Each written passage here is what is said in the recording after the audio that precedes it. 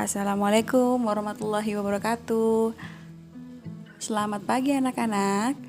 Apa kabarnya hari ini? Mudah-mudahan kita semua diberi perlindungan oleh Allah Subhanahu wa taala. Amin ya rabbal alamin. Baik anak-anak, untuk hari ini kita akan mempelajari tentang materi tema A, subtema 3, pembelajaran 1, 2, dan 3.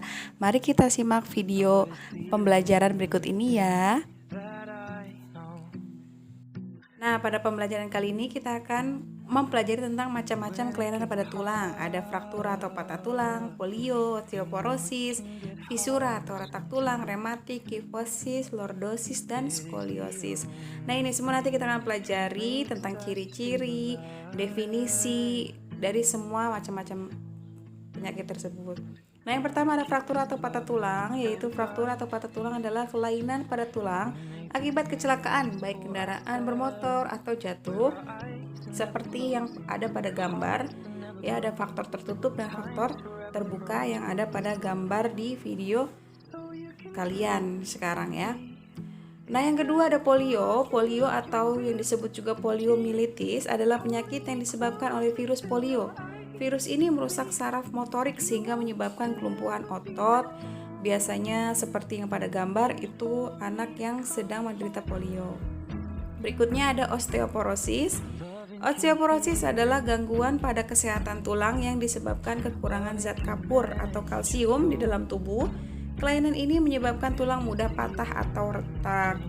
Seperti pada gambar ya, ada healthy bone, ini gambar tulang yang bagus, dan ada tulang yang berpenyakit osteoporosis. Lanjut kita ke fisura atau retak tulang. Fisura atau retak tulang adalah kelainan tulang yang menimbulkan keretakan pada tulang akibat kecelakaan. Nah, pada gambar tersebut ada contohnya kelainan dan penyakit pada rangka, fraktura dan fisura. Ada yang tertutup, terbuka, dan juga ada yang fisura. Fisura ini ya yang macam-macam penyakitnya itu ya. Kalau tertutup, terbuka itu masih normal. Berikutnya ada rematik. Rematik adalah penyakit yang menyebabkan nyeri pada persendian. Biasanya rematik menyerang pada pergelangan tangan, kaki, dan siku. Nah, ini ada yang tulangnya normal dan ada tulang yang terkena penyakit rematik. Berikutnya ada kifosis. Apa itu kifosis? Kifosis adalah tulang punggung terlalu bengkok ke belakang atau bungkuk. Kelainan ini disebabkan sikap duduk atau berdiri yang sering membungkuk. Nah, ini sering ditemukan pada anak-anak sekolah ya. Berikutnya ada lordosis, sama ini juga karena tulang punggungnya terlalu bengkok ke depan. Kelainan ini disebabkan kebiasaan duduk dan berjalan yang terlalu membusung. Nah, kalau tadi itu terlalu bungkuk, nah ini terlalu membusung, jadi terlalu ke belakang. Berikutnya ada skoliosis, yaitu kelainan punggung bengkok ke kiri atau ke kanan ya, seperti gambar. Kelainan ini biasanya disebabkan kebiasaan duduk dengan posisi miring atau mengangkat beban berat yang tidak seimbang antara bahu kiri dan bahu kanan, sehingga menyebabkan terjadinya skoliosis atau pembengkokan tulang yang tidak biasa. Nah, berikutnya kita akan membahas tentang ide pokok lagi. Sebenarnya udah sering banget Miss kasih tahu ya. Nah, ide pokok ini adalah gagasan utama atau gagasan pokok, adalah gagasan yang menjadi dasar sebuah paragraf. Jadi nanti kalau ada pertanyaan apa yang maksudnya ide pokok itu adalah gagasan utama, gagasan yang menjadi dasar sebuah paragraf. Ada 5 cara menentukan ide pokok. Baca seluruh paragraf dengan cermat. Cermati kalimat pertama hingga akhir. Baca kalimat demi kalimat sampai kamu menemukan ide pokok paragraf. Biasanya ada di awal, akhir, atau awal dan akhir paragraf. Tandai ide pokok tiap paragraf dan tandai info penting dalam tiap paragraf. Ini juga sudah dicatat waktu itu ya. Sudah pernah Miss kasih catatan. Kalian juga sudah mencatatnya.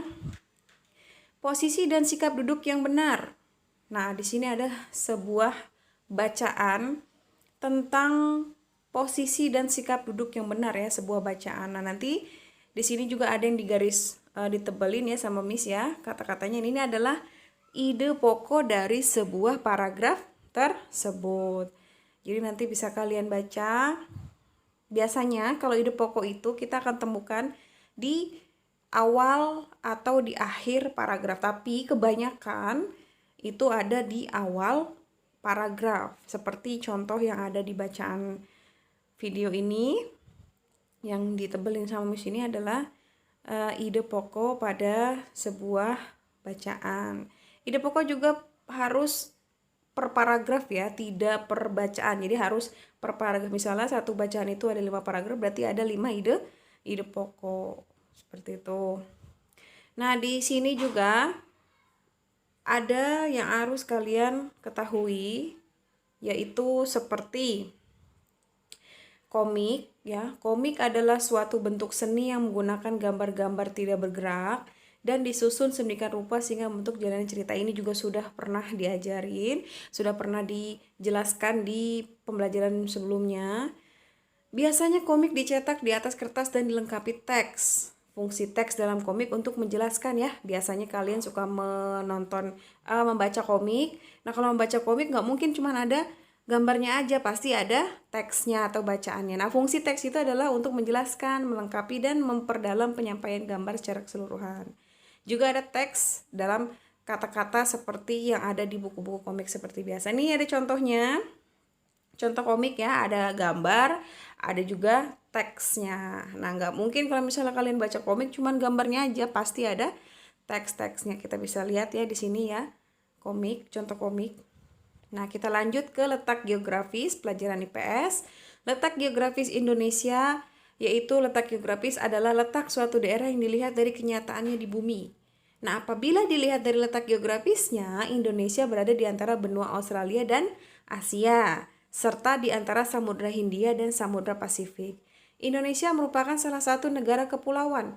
Disebut sebagai negara kepulauan ini karena terdiri atas pulau-pulau besar seperti Jawa, Sumatera, Kalimantan, Sulawesi, dan Papua, dan banyak lagi pulau-pulau yang kecil-kecilnya. Banyak sekali Indonesia itu. Berdasarkan statistiknya, wilayah Indonesia memiliki perbandingan 4:1, di mana lautan lebih dominan daripada daratannya. Oleh karena itu, Indonesia disebut sebagai negara maritim. Berdasarkan letak geografisnya, Indonesia termasuk dalam wilayah Asia Tenggara. Indonesia terletak di antara 2 benua dan 2 samudra. Posisi ini sangat strategis yang dapat memberikan pengaruh positif pada bangsa Indonesia. Banyak sekali ya pengaruh positifnya. Nah, ada juga pengaruh ekonomi. Pengaruh-pengaruhnya apa saja? Yang pertama, pengaruh ekonomi. Dalam bidang perikanan, di mana Indonesia memiliki sumber penghasilan ikan yang baik. Karena Indonesia itu negara maritim, negara yang banyak lautannya. Makanya pengaruh ekonominya itu Indonesia memiliki sumber penghasilan ikan yang banyak. Juga cakupan wilayah laut Indonesia yang sangat besar, mengandung keanekaragaman sumber daya laut yang sangat potensial, antara lain ikan, terumbu karang, wisata bahari, sumber energi minyak dan gas bumi, bahan mineral, serta lain sebagainya. Nah, pengaruh sosial dan budaya apa saja? Komunikasi dan interaksi antar penduduk menjadi lebih mudah. Hal ini didukung adanya kemajuan teknologi di bidang pelayaran antar pulau. Terjadinya pembauran, pencampuran atau peleburan nilai-nilai budaya antar pulau dan antar negara. Juga muncullah perkampungan-perkampungan etnis tertentu seperti perkampungan Cina dan perkampungan Arab. Ini juga ada di buku kalian ya, tinggal kalian garis bawahi, Miss bantu dengan penjelasan. Juga ada terjadinya perubahan perilaku masyarakat, terjadinya perpindahan ilmu, pengetahuan, dan teknologi. Itu adalah pengaruh-pengaruh terjadinya karena Indonesia sebagai negara maritim. Nah, dampak negatif letak geografisnya itu terjadinya pasar gelap yang tersebar di berbagai wilayah karena adanya eksplorasi secara besar-besaran dan terjadinya persaingan global yang tidak sehat. Makanya terjadilah pasar gelap, itu dampak negatifnya. Adanya bahasa asing yang masuk, maka yang ditakutkan adalah bahasa lokal yang perlahan akan mulai menghilang. Ini juga dampak negatif ya. Budaya yang masuk ke negara ini nantinya akan berdampak pada budaya lokal. Nah, budaya-budaya asing ini nanti akan berdampak pada budaya lokal, di mana budaya lokal nantinya akan tersingkirkan dan diganti oleh budaya asing yang masuk. Budaya asing yang masuk akan memberikan dampak negatif bagi bangsa Indonesia, serta maraknya perilaku yang tidak sesuai dengan adat istiadat atau norma-norma yang berlaku di Indonesia. Nah, itulah dampak negatif dari kondisi geografis Indonesia ya. Ada dampak positifnya, juga ada dampak negatifnya. Kita harus memilah-milah, tidak boleh mengikuti dampak negatifnya. Keberagaman yang disebabkan adanya perbedaan antara pulau satu dengan pulau yang lainnya tidak menjadi pemecah dan perenggang, tetapi justru menjadi pemersatu jika antara yang satu dengan yang lain bisa saling melengkapi. Karena Indonesia ini beragam sekali ya adat istiadatnya. Hal ini sesuai dengan semangat persatuan dan kesatuan seperti pencerminan nilai-nilai Pancasila, khususnya sila persatuan Indonesia. Sila keberapa persatuan Indonesia? Ya, sila ketiga. Pancasila merupakan satu kesatuan yang utuh dan setiap sila dijiwai dan menjiwai sila yang lain. Ya, ini tidak bisa saling bertukar, harus saling mengikat. Contohnya, pada kerja kelompok, nilai-nilai yang tercermin dari perilaku tersebut, perilaku kerja kelompok ya, yaitu membantu teman yang kesulitan dan mendengarkan pendapatnya. Dan berikutnya ada bermain dengan semua teman tanpa pilih-pilih, mengerjakan tugas kelompok, mendiskusikan kegiatan yang akan dilaksanakan, berdoa sebelum dan sesudah melaksanakan kegiatan. Nah, dari unsur Pancasila tersebut pada kerja kelompok, pada pembelajaran kerja kelompok, itu pasti ada beberapa sila yang mengikat pada contohnya kerja kelompok tersebut. Nah, kalian biasanya kalau misalnya sedang kerja kelompok itu pasti ada nilai-nilai yang tercermin dari perilaku Pancasila tersebut. Nah, ini adalah contoh-contohnya ya. Ada membantu teman, bermain dengan semua teman tanpa pilih-pilih. Nah, ini sering sekali terjadi. Jangan sampai pilih-pilih teman. Semua teman itu sama. Gak boleh pilih-pilih. Harus berteman sama siapapun, walaupun itu beda suku, beda agama ya. Semua harus bersatu. Mengerjakan tugas kelompok juga sama, nggak boleh sendiri-sendiri, harus bersama-sama. Tidak boleh merasa dirinya paling pintar atau paling yang bisa diandalkan. Mendiskusikan kegiatan yang akan dilaksanakan. Nah, setiap yang akan kita kerjakan itu harus didiskusikan, apalagi ini kerja kelompok yang nggak boleh memaksakan kehendak, harus mendengarkan pendapat-pendapat anggota kelompok yang lain. Ada juga berdoa sebelum dan sesudah melaksanakan kegiatan. Nah, ini adalah paling pertama yang harus kita lakukan kalau kita akan menjalankan sesuatu, mengerjakan sesuatu, seperti contohnya ini kerja kelompok juga harus berdoa terlebih dahulu. Ini tercantum pada nilai Pancasila sila ke-1, betul.